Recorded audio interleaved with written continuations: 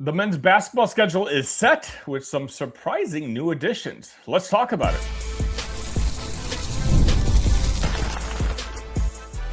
You are Locked On Illini, your daily podcast on the Illinois Fighting Illini. Part of the Locked On Podcast Network, your team every day. Welcome one, welcome all to another edition of Locked On Illini. Thank you all so much for making us your first listen each and every day. And thank you so much for making the Locked On Sports Network the number one sports network in the world. My name is Sonny Verma, your host here at Locked On, where, of course, I'm giving you daily coverage. So if this is your first time stumbling across this page, make sure you're subscribed to the button. Make sure you like this particular video, as the Illini coverage is simply not going to stop.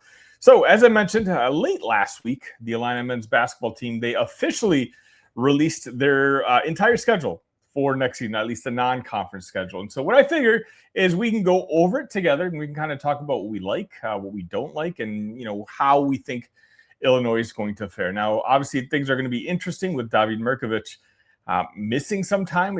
Does that mean he's going to miss, for example, the first game, the exhibition game on October 17th? And none of us really know.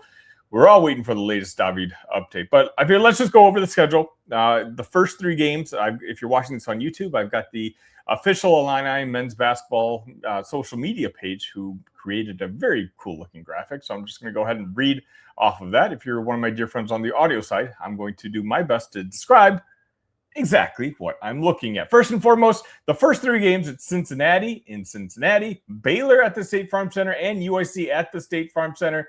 Three games that I did not know about, but looks like they're going to be exhibition matches. So that recent trend that Brad Underwood has had with these exhibition matches, that looks like it's going to continue.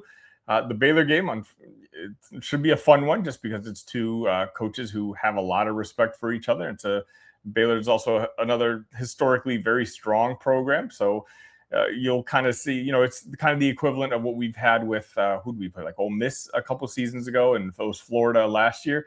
I think Baylor's probably the team here that we're really going to see how close we are to being the team that everyone thinks that Illinois can be this year. So they're going to open up the actual season with a game against Farley Dickinson on Monday, November 2nd, and that's going to be at the State Farm Center. Just a few days later, they're going to be playing Penn, and our good old friend will be coming back to the State Farm Center, another rematch from this past March Madness. Texas Tech, Tuesday, November 10th, is going to be arguably the biggest game on the schedule, just because of all the names that Texas Tech is essentially bringing back from last year's roster. I mean, there's so much chaos when it comes to this whole collegiate, who's allowed and who's not allowed to play. There's some schools who are kind of taking a backseat, wait-and-see approach. I would classify Illinois as being one of those. And then there's some programs that are just not waiting. They're just basically going out, making actions, and then should they have to undo those actions, they'll do that down the road. Texas Tech seems to be one of those players who they'll bring on any player that can help them win. They're bringing back, as long as the other player, of course, is interested as well. And so now Texas Tech, what I thought at the time could be a top 10 matchup, now Texas Tech can legit be a top 5 team, if not higher, next season. So that's certainly going to be a tough game. Obviously, that's another return game with DGL. That should be fun. This year is going to be in Lubbock, so that should be interesting. After Texas Tech, we have Sam Houston on November 13th. Then we have the big showdown against Duke on November 17th. That game is going to be in Durham. Then the following three games are going to be at home. You have Eastern Illinois on November 20th, Winthrop on November 23rd, and Western Kentucky on November 27th. Following Western Kentucky, you go on the road / home. I don't know, whatever you want to call it. It's going to be UConn Friday, December 4th at the United Center. It's very similar to kind of what we're doing again. I know Illinois was not having a lot of luck at the United Center about a decade ago, so they just stopped playing there, period. And now that the program has become relevant again, it's a way for the alums near Chicagoland to come see and support their program. And so last year was Alabama. I was at that game. This year looks like it's going to be UConn on Friday, followed by Missouri, which, not followed by. You're talking about 16 days in between those two games. Missouri, December 20th, of course, the rivalry game. And then after that, you're going to have Seattle on December 29th. That game is going to be at home. And then, of course, we have North Carolina which is going to be January 30th, which is obviously well into the Big Ten season. Now, overall, again, Brad Underwood, he has a template, and it's clear that he wants to every single year have a challenging schedule. He wants to put up names of teams that he thinks could be the type of teams that Illinois might face in late March or maybe even early April of every postseason, because we saw it happen last year and we saw the benefits of it. Like, Illinois did not seem phased by going up against a team like Houston in March Madness, because again, they had played games like UConn. They had played games like Alabama. They'd played tough teams during the season. There's multiple ways that you can go about this. You'll see a lot of coaches who feel like maybe they're kind of on the hot seat a little bit. They might pad their win total a little bit. So just because hitting 20 wins seems really something that they want, something that they can point towards their quote unquote success. I don't think Brad Underwood cares about that all that much. Although, of course, we all know Illinois is one of the few teams in the country to have a string of 20 plus wins every single year for, what was it, 6-7 years, maybe even more than that now at this point. But Brad isn't padding those wins. He's not cheating his way through those wins. Though most of those wins are all worth it. And if you take a look at the schedule this year, nothing has really changed. If I'm a season ticket holder, which I no longer am with the basketball team, I've got to be a little bit disappointed, because when you take a look at the teams in orange on this graphic, and those are the home games, I can't say this is a very strong home schedule, at least for the non-conference. You know, there's big names, certainly. The Baylor one is that's an exhibition, and so more than likely there's a chance that fans won't even be able to see that game. Outside that, you're looking at Duke. The Duke game is obviously in Durham. Now, that's going to be returned in Champaign down the road, thankfully, and so that's going to be an opportunity to see a big name at home. But I just want to kind of point that out. You know, UConn, obviously, it's a quasi-home game, but that's going to be in Chicago at the United Center. We already know Missouri, North Carolina is going to be in Nashville. A lot of these games are going to be at neutral sites. And we know Brad hates that. Brad is as vocal as possible whenever he feels like there's a mic in front of him to talk about how he wants to kind of return to the roots of having big names come to Champaign. And while the talking is nice, it doesn't certainly look like it's going to happen this upcoming season. So if you are an Illini season ticket holder fan, obviously there's huge expectations coming into this season, and this should be one of the better teams that we've had in a very long time. But I think it's your team that you're most excited for. I think you're getting most value out of seeing your basketball team, which should be a top 5 team in the country, play basketball. Unfortunately, you're not going to really get a chance to see good opponents this year. You let me know if that's a concern at all to you. Are you a season ticket holder? If you are, I'm actually curious. How long have you been a season ticket holder? Let me know what you guys think of the schedule. I read each and every one of these comments.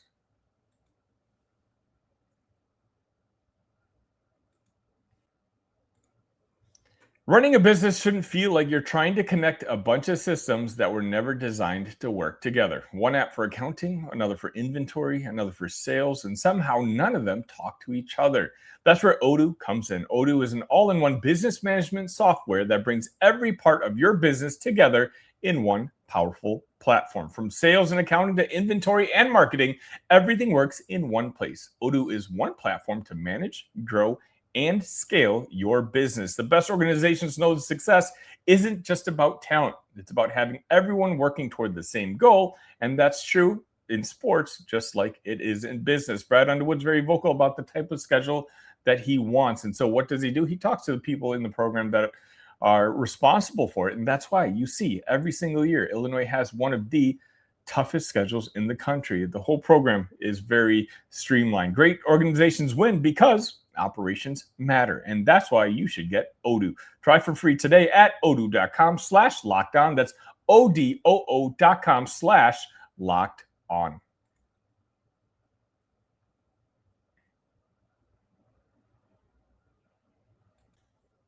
And welcome back. If you're a subscriber of the show, or in particular, if you're an everydayer, you know that as the Illini men's basketball team releases these first looks of the newcomers, I've kind of sat here and watched these videos with you guys and kind of gone through at least my thought process and what we were watching and kind of relay it to you guys. And we kind of share thoughts back and forth. And The last one with Lucas Murillo, I didn't really feel like it was warranted enough to show you a replay because it was just casual jump shots. This Zavier Zens one, it's a little different, but not really. If you're going to base your opinion on what this Illini men's basketball team is going to look like next year, well, this is going to be the best shooting team in history because all of these first looks, of course, naturally have every guy making every three-point shot that they put up. And as you're going to see on the Zavier Zens ones, not much else is different. So for this time, I kind of want to take a different perspective. We'll watch the highlights. We'll watch Zavier continue to make shots from the outside. But what I kind of wanted to focus on was some of the plays that maybe set up his play, because that kind of gives you another glimpse, or at least an idea of who else is playing with who and what kind of offense is being run right now. So I'll go ahead and, again, if you're watching this on YouTube, you'll be able to watch this. On the audio side, I'm going to do my best to describe exactly what I'm looking at. Okay, Zavier Zens first. It's Stefan Vox who passes it out to Zavier Zens, who's behind at the corner three, who passes to Zavier Zens, who, guess what, makes a three-point shot. Yeah, you're going to be seeing a lot of that as we have. Then you're going to see Zavier, again, corner three-point shot. Okay. Some of you might get excited by that, but at this point, I feel like that's getting kind of old. Now, I believe this is going to be Quentin Coleman, who drives and basically dishes it off to Zavier Zens. Wide open, three-point shot in the corner. Guess what? It went in, as it tends to do. Zavier Zens again, corner three-point shot. Guess what? It goes in. It's hard if you're – it's hard. Okay, I'll save my thoughts for afterwards. Tomislav Vucevic, kind of playing the David Mirkovic role here on a fast break. Spots Zavier Zens, wide open, corner three, let me guess. That's right, the shot went in. Again, I do like seeing Tommy do that, though, because, again, we're going to have Tomislav do a lot more of that work. The work that we expected David Mirkovic to do this year, he's kind of familiar with it. He did play kind of a point center role 2 seasons ago at the end of the season once Kasparis Yakashevich he kind of got hurt, and obviously he wasn't the player he was at the first half of the season. But it's nice to see Tommy back into his point center type of ways, because he's got a very high basketball IQ. For the most part, he makes the right plays. I think with Tommy, the disappointment is, the Talk Illini Discord always jokes around. He plays like he's got cement in his shoes, and it's sometimes it's hard to argue against that. He seems locked in. He understands it's his and his brother's last season in Champaign. And so you hope that maybe they're going to work with Fletch and, just maybe the disappointment from last year. Not that Tommy was bad last year, but I just think that he had such a promising first year in Champaign that I don't think anyone would say his play last year was an upgrade. But maybe in his last year in Champaign now, he can finally get that jump we were all kind of waiting on.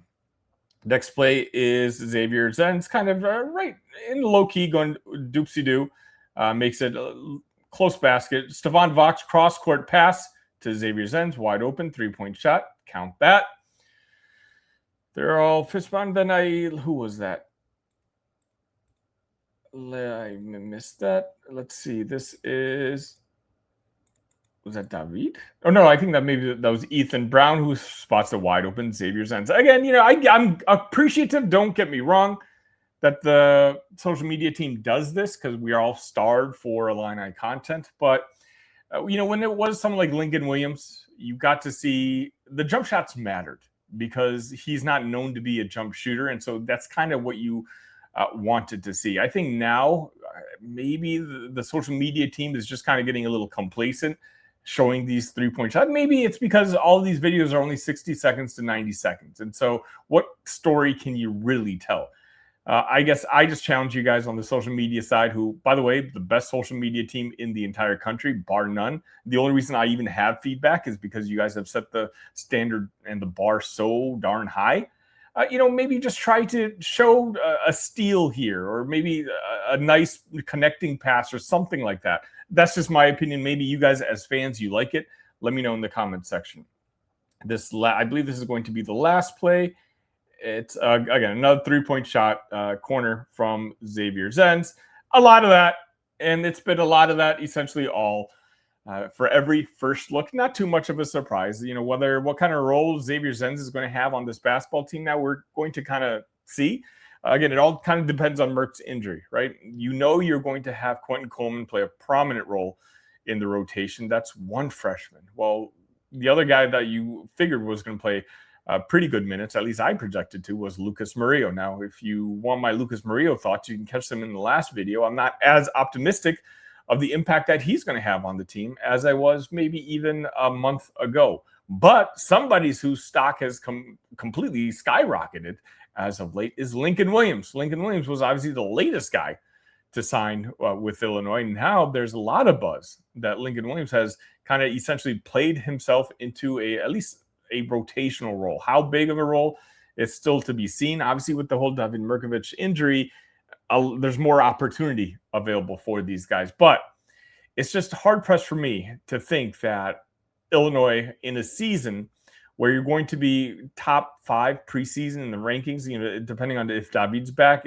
but clearly a top, maybe even top 3 team, if you really think about it. Well, do you want to entrust 3 freshmen into the rotation when you have such high expectations for this upcoming season? Quentin Coleman, he's got the game. I understand the role that he's going to play. Lincoln Williams looks like he's played himself into it. Well, then if Lucas Murillo is still going to be one of the guys, then how much room are you going to have for a guy like Zavier Zens? I mean, now you're talking about 4 potential freshmen. Look, Xavier, you beat Wisconsin for, right? So Wisconsin's a team that, as much as I was down on him in the past, Greg Gard has kind of proven recently that the guy can flat out coach. And I feel like if Xavier had gone to Wisconsin, I think Greg could have turned him into a real player and a guy who could have been a thorn on the Illini side for years to come. I love the idea that he's going to be wearing blue and orange. I just don't know what kind of impact he's going to have immediately on next year's team. He's super talented. Clearly, you can see that. But I just, if I'm just being honest with you, I can't sit here and for 8-9 minutes watch this video and say that my opinion changed one way or the other on what kind of role Zavier Zens is going to have on this basketball team. Yeah, he looks like he's going to be a talented player. I'm really glad that he is an Illini. But do I think that after watching him make 8 or 9 corner 3-point jump shots that he's going to all of a sudden be the 7th guy in the rotation? Not necessarily. Quite honestly, nothing has changed my mind. I think right now we're still looking at Quentin, Lucas, and Lincoln now being the 3 guys that'll probably play rotational minutes.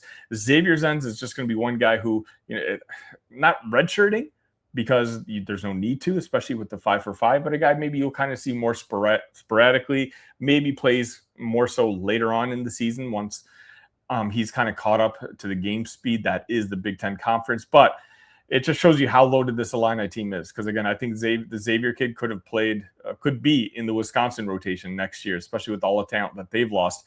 And this is a guy who I think, if I had to pick a 4th guy out of all these 6 freshmen, it would be Xavier.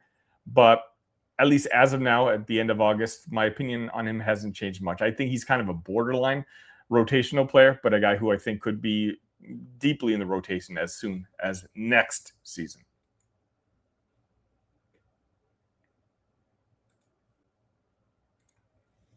Baseball fans, if you think you know who's hitting a homer today, FanDuel is giving you a free chance to call your shot with Daily Dingers. It's easy to play. Just make your free pick for who you think will hit a home run in their game. If you're right, you'll receive a profit boost to use on your next bet for a chance at extra winnings. Best of all, you can make a free pick every day throughout the MLB season. Daily Dingers is another fun way to stay engaged with every day's games, whether you're following your favorite team or keeping an eye on matchups across the league. Every game has someone capable of going deep. Now you get the chance to make your prediction before the first pitch, whether it's a batter on a hot streak or a pitching matchup you like, or maybe just a certain stadium that you see the balls fly out in. Here's your chance to take advantage of all that with your Daily Dingers pick. So are you ready for your game today? Join all the action at FanDuel.com. That's FanDuel.com to play Daily Dingers and make your free pick on who's hitting a homer. Play ball and swing for the fences on FanDuel, an official partner of Major League Baseball.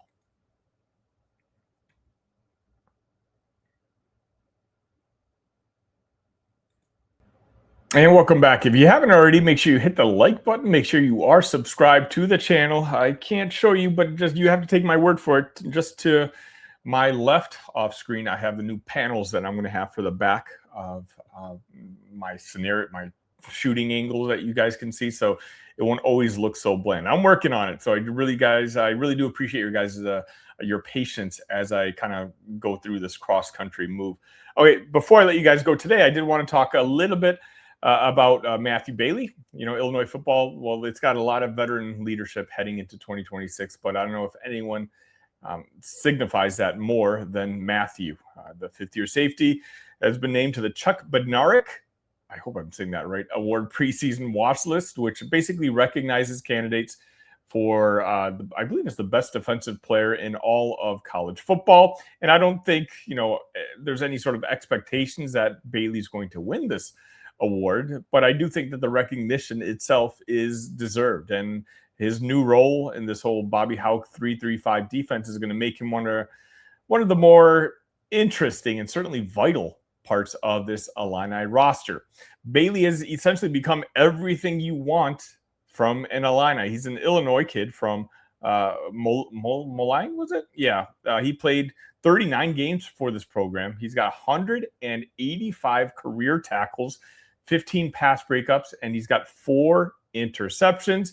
And the last 2 seasons, he's kind of been everywhere. He led Illinois with 94 tackles in 2024, and then led the team again in tackles with it was a little over 70 last season. Now he's going to be voted as one of the 6 captains of the team.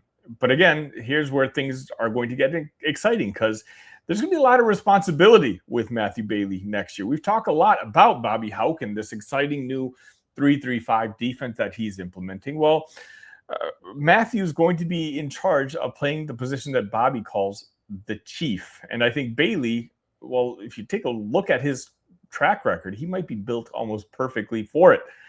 The chief is essentially a hybrid type of position. He's part safety, part linebacker, part nickel. One play, Bailey might be helping against the run, and the next he could be dropping into coverage. Hauck can kind of bring him closer to the line of scrimmage, potentially blitz him, or just move him around and make it harder for the quarterback to identify exactly where and what Illinois is doing. It's exciting because you're talking about a guy who's already led Illinois in tackles the last couple of seasons, and now you're putting him in a position specifically to get involved all over the field. Could that mean he's, once again, the statistical leader for tackles? You hope so. And if he does, that usually does mean that he stayed healthy, which is kind of all you're looking for with Matthew Bailey. If he can stay healthy, if that secondary can stay healthy, then all the questions that everyone seems to have about this defensive line, well, you're going to feel a little bit better about it. But with Matthew, the clear goal is to obviously just stay on the field. Instead of just simply accumulating tackles, though, we might be seeing more tackles for a loss, more pressure, being able to get more turnovers. And, as I'm saying, I'm not predicting Bailey all of a sudden to win this Bednarik award. They're certainly elite, and I'm talking about elite defensive players across the country that are going to be competing for it.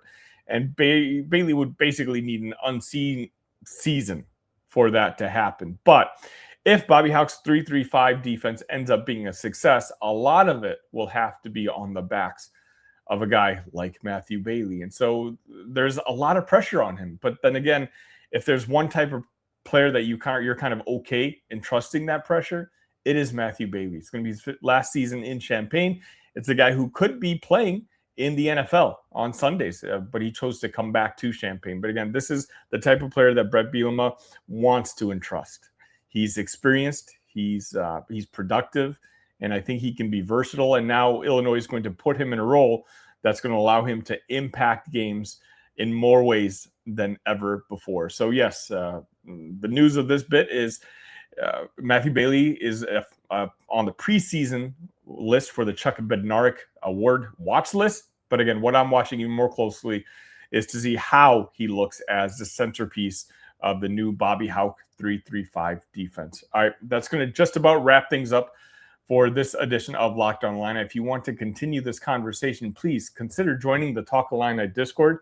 The link should be in the description. Everything is absolutely free. And now this is the time of the year where everybody starts coming back. There's a lot of people who kind of took their time off during the summer, and I don't blame you. Not that I did. I don't do that here at Locked On Illini. You can always count on me to have 30-minute episodes each and every day. But now the Talk Illini Discord is certainly starting to buzz back up, and we're at almost 500 members in that group. So if you're interested in continuing this conversation offline, please consider joining us. All right, that's going to wrap things up for today. Until next time, by the way, I should mention this week is going to be packed. I'm going to finally do my official predictions episode. I'm going to be doing that with Kurt from the Eyes of the Big podcast, one of the best podcasts out there.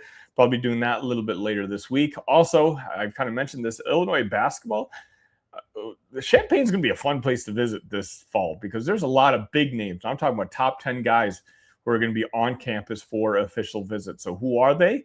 Izzy Randazzo, as some of you guys have noted, she's already released some shorts talking about it. But again, there's a couple 5 stars. I'm going to be deep diving a little bit more long form right here on Locked On Illini. So if you don't want to miss a thing, make sure you are subscribed to the channel. All right, this time for sure, that's going to wrap things up. Until next time, ILL. Love you guys.